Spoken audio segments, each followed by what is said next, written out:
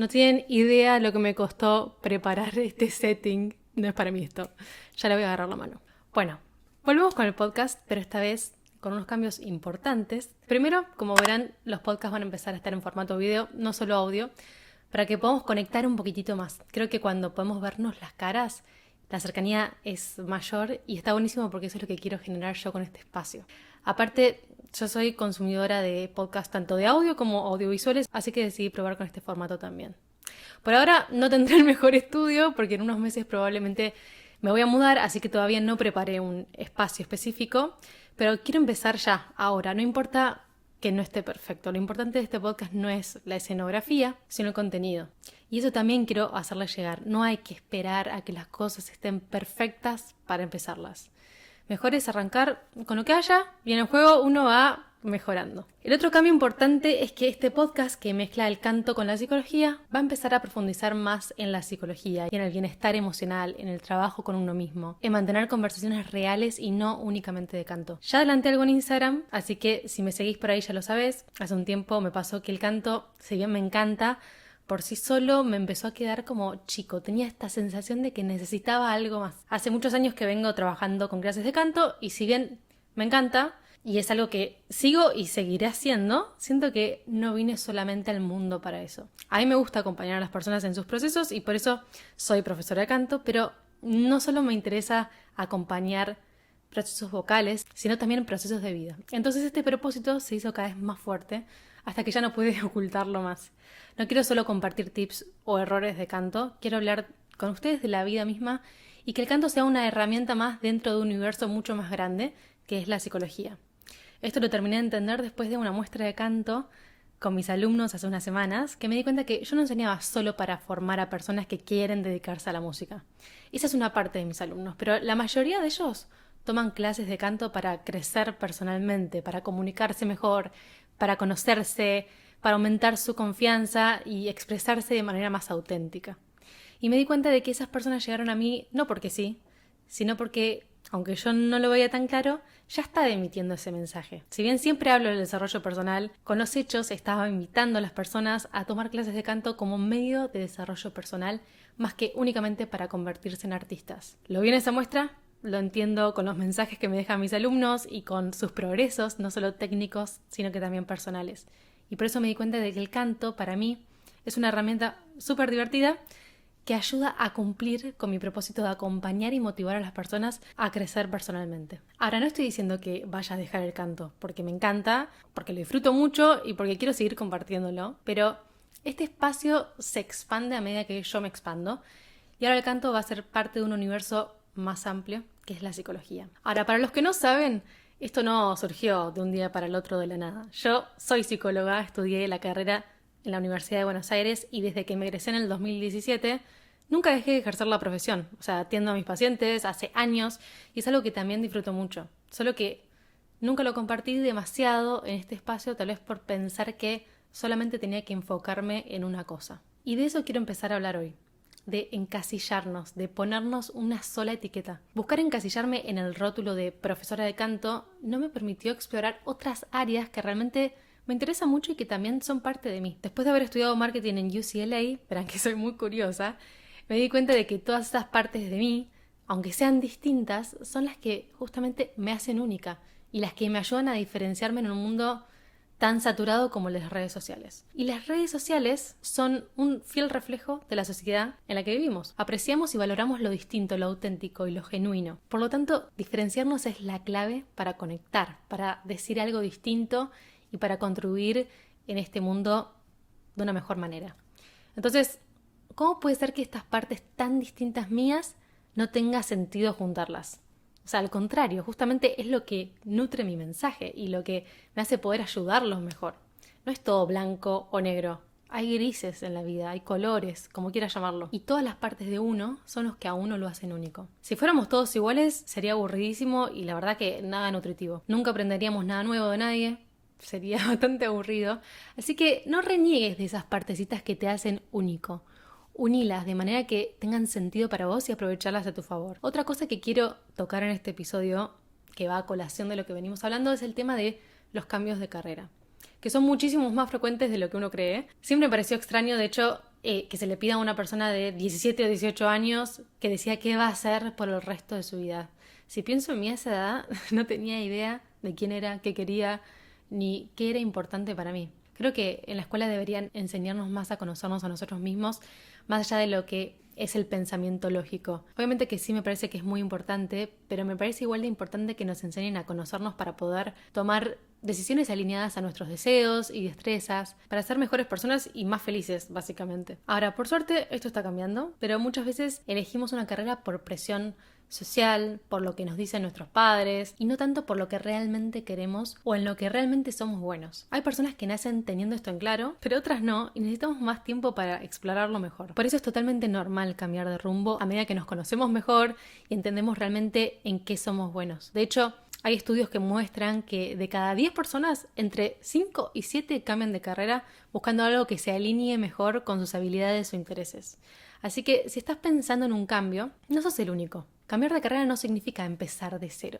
Significa usar todo lo que ya aprendiste y aplicarlo de una manera diferente. No estamos abandonando lo anterior, sino construyendo sobre lo que ya sabemos. Y esto me hizo reflexionar mucho sobre el hecho de que cuando nos enfocamos únicamente en el corto plazo, perdemos de vista lo que realmente queremos lograr a largo plazo. Muchas veces la desesperación por obtener una satisfacción ya nos ciega y nos hace perder el norte.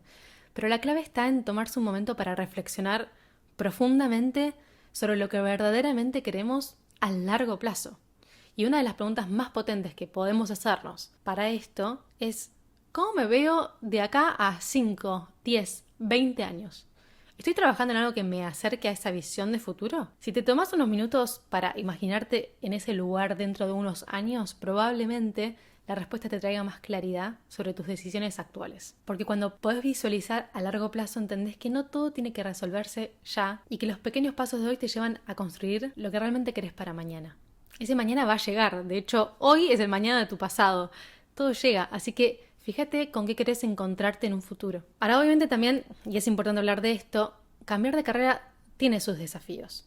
A veces significa renunciar a la seguridad económica que tenías antes o empezar desde una posición mucho más baja en tu trabajo, ser principiante de nuevo. Y esas son cosas que necesitamos tener presentes para no romantizar o idealizar la idea del proceso de cambio de carrera, porque así correríamos también el riesgo de frustrarnos muy rápido y de rendirnos. Pero lo importante es hacerse la pregunta: ¿qué pesa más? ¿El esfuerzo que implica cambiar, que puede tomar unos meses o unos años, o seguir haciendo algo que ya no te llena para el resto de tu vida? Cualquier respuesta está bien, siempre y cuando esté alineada a lo que realmente querés en la vida. O sea, las dos cosas dan miedo, pero detrás de uno de esos miedos está la vida que queremos construir, y ese es el miedo que idealmente queremos elegir. Ese es el miedo que aparece cuando decidís salir de lo conocido para entrar en algo más grande, en lo nuevo, y es completamente normal. Es un gran indicador de que estás avanzando, de que te estás conectando con lo que realmente deseas. ¿Es incómodo? Claro que sí, pero cuando sentimos ese nerviosismo, generalmente significa que estamos haciendo algo que nos desafía y nos saca de lo conocido. Y ahí es donde tenemos la oportunidad de crecer. Y dentro de esa incertidumbre, el ser humano desesperadamente intenta encontrar certezas porque nos cuesta mucho estar en el terreno de lo desconocido sin saber a dónde exactamente vamos a ir a parar. Y algo que me ayudó mucho con esto es entender que no necesito tener todas las respuestas hoy. A veces no las tengo y está bien. Se trata de dar un paso a la vez, confiar en el proceso, pero sobre todo en nosotros mismos, en nuestros recursos internos, que esos siempre nos van a acompañar, pase lo que pase. Es inamovible y eso es algo que sí podemos controlar. No tenemos que tener todo bajo control para dar el primer paso. Al contrario, la mayoría de las veces las respuestas empiezan a aparecer cuando empezamos a movernos en torno a esa nueva dirección. Yo, sinceramente, en este momento de mi vida, elijo tomar el riesgo, porque es lo que siento que me va a llevar por un mejor camino, aunque tenga que atravesar varios desafíos en el trayecto, porque nada es gratis en la vida. Y en mi caso, el riesgo de cambiar la dirección de mi carrera implica pérdidas, porque siempre que tomamos una decisión, algo se pierde, a algo tenemos que renunciar. Y sé entonces que muchas de las personas que me siguen van a irse, que el nuevo contenido probablemente al principio no performe de la mejor manera, implica tener que volver a ganarme la confianza de las personas en este nuevo ámbito y atraer nuevas personas que sí estén interesadas en escuchar lo nuevo que tengo para decir. Y eso es mucho trabajo y también es Es un riesgo. Tal vez no salga como espero o como quiero. Pero cuando me pregunto si quiero seguir comunicando lo mismo en los próximos 30 años de mi vida, la verdad es que no me veo haciendo solo eso. Me veo haciendo eso, sí, pero también algo más grande, ayudando a las personas en sus procesos de vida, escuchando, acompañando, hablando de distintas temáticas y usando el canto como una herramienta de desarrollo personal. Este es un riesgo que estoy dispuesta a tomar y créanme, no es para nada cómodo, pero no puedo sentarme y verme hacer algo que me queda chico por el resto de la vida. La verdad, quiero tomar acciones alineadas a mis deseos y a lo que considero es una destreza que tengo con la que puedo ayudar a muchas personas y porque sé también que tengo la suerte de elegir este cambio. Y eso vale la pena aclararlo también, porque no todo el mundo tiene la opción de elegir. Creo que sería ignorante de mi parte decirte, sí, salta al vacío cuando no sé cuál es la situación que cada uno está atravesando en su vida. O sea, siempre, siempre, siempre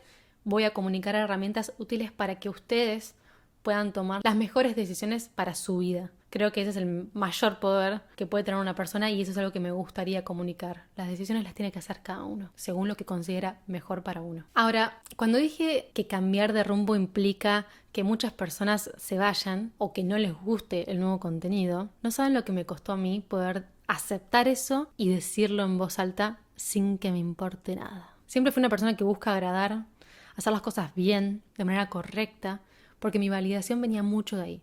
Pero este año, si tuviera que resumirlo, diría que fueron fracasos tras fracasos. Uy, es re difícil decir fracasos tras fracasos tras fracasos, eso. La mayoría de las cosas que nos propusimos este año salieron al revés, literal, y aún no se resolvieron. Pero fue justamente eso lo que me dio la valentía de que no me importara más la opinión del resto. Cuando el valor de uno pasa por los trofeos que gana, y no estás ganando esos trofeos, te preguntas, ¿y ahora qué? ¿Quién soy? Y ahí está la magia, en ese caos hermoso. Si ves la oportunidad en esos fracasos, los podés usar a tu favor. A mí no me quedó otra que validarme por quién soy. Y no por los trofeos, porque la verdad que no estaba ganando ninguno. Y eso justamente es lo que me ayudó tanto a encontrarme más a mí misma, a validarme simplemente por ser quien soy. Eso hizo que perdiera muchos miedos, como el miedo de agradarle al otro o el de hacer las cosas por medallas externas. Sinceramente, estos fracasos me dieron el mejor regalo, que es acercarme más a quien soy y conectar mejor con las personas. Y menciono esto porque sé que si me pasa a mí, le debe pasar a muchos también. Y la verdad es que la vida es una, como para que estemos haciendo cosas por lo que diría el otro, por recibir más o menos likes, por tener más o menos seguidores. Las métricas y los trofeos no miden nuestro verdadero valor. De hecho, está lleno de personas con premios y métricas que supuestamente determinan cuán valiosa una persona es en esta sociedad, pero que viven profundamente infelices. O sea, la medalla es interna y es subjetiva para cada uno. No se mide con las mismas métricas. Entonces, para ir cerrando, me gustaría compartirles dos cuestiones que pueden ayudarlos mucho en estos momentos de transición hacia lo impredecible, hacia lo nuevo. Primero, creo que si no tenemos muchas evidencias a nuestro alrededor de que lo que queremos hacer es posible, muchas veces caemos en creer en que no es posible para nosotros. Por eso sirve mucho leer, explorar, investigar sobre personas que lograron lo que queremos hacer. Por ejemplo, en este caso, si queremos cambiar de carrera a los 30, 40, 50 años y no tenemos a nadie a nuestro alrededor que lo haya hecho, aunque me tienen a mí, quiero compartirte unos ejemplos para que veas que esto sí es posible. Por ejemplo, Vera Wang, se pronuncia así, creo. Hoy es una de las diseñadoras de vestido de novia más famosas del mundo, pero ella empezó su carrera a los 40 años. Antes de eso era patinadora sobre hielo y trabajaba como editora en Vogue, o sea, nada que ver. Otro caso es el de Julia Child, que no empezó a cocinar profesionalmente hasta los 40 años, después de haber sido espía durante la Segunda Guerra Mundial. También está el caso de J.K. Rowling, que publicó el primer libro de Harry Potter recién a los 32 años, o Jeff Bezos, que fundó Amazon a los 31. Ahora, podría seguir. Estas son solo algunas historias de personas que decidieron cambiar su rumbo de más grandes. Y si quisieran podrían leer más sobre sus historias o de otras personas que pueden ayudarlos a motivarse e inspirarse para dar el salto. Creo que esto es muy importante. Y obviamente estos son casos extraordinarios y muy conocidos por todos, por eso se los comparto para que sepan de qué les estoy hablando, pero seguramente si indagan a su alrededor probablemente encuentren casos cercanos de personas que hayan cambiado de carrera también. Pregunten, indaguen, hablen con personas para ver con qué posible escenario podrían encontrarse y cómo pueden hacer la transición. Sirve mucho conectar con las personas que hayan atravesado lo que quieren atravesar. Y si quieren, obviamente, pueden hablar conmigo, que para eso estoy haciendo este episodio. Que para eso estoy justamente haciendo este episodio. Ahora, por otro lado, algo que es clave para atravesar estos procesos de cambio es el autocuidado, el autoacompañamiento, respetar nuestros tiempos, porque cuando estamos atravesando estos cambios es muy fácil sentirse abrumado o agotado, porque nuestro cuerpo ya está consumiendo demasiada energía en tratar de atravesar este nuevo camino. Por eso me parece que es fundamental tener momentos para desconectar y para cuidarnos. Y esto lo puedes hacer de la manera que prefieras, ya sea meditando, saliendo a caminar, cantando, escuchando música o simplemente tomándonos un rato de no hacer nada, viendo una serie en Netflix. Cuidarnos es lo que nos da justamente la energía, la claridad para tomar buenas decisiones y atravesar estos momentos de transición de la mejor manera posible. Y bueno, así vamos llegando al final de este episodio, en el que hablé, la verdad, un poco de todo, pero principalmente de las transiciones en la vida, de los cambios y de la incertidumbre que eso trae, de todo lo que nos mueve y lo que implica estar en movimiento en esta vida. Decidí hablarles de este tema porque es algo por lo que estoy atravesando yo en este momento y creo que si me pasa a mí probablemente le pase a otros y ojalá pueda ayudarlos con este episodio a atravesar estos momentos, a que se sientan acompañados y a entregarles algunas herramientas y formas de vivir estos procesos que considero me sirvieron mucho y creo que puede servirles a ustedes también. Así que si te gustó este contenido, no te olvides de suscribirte a mi canal, darle like y activar las notificaciones o dejarle una review si es que estás escuchando en Spotify, porque eso va a ayudar a que le llegue a más personas que tal vez les sirva igual que a vos. Gracias por estar acá, por regalarme tu tiempo y espero haberte regalado reflexiones que te sirvan a cambio.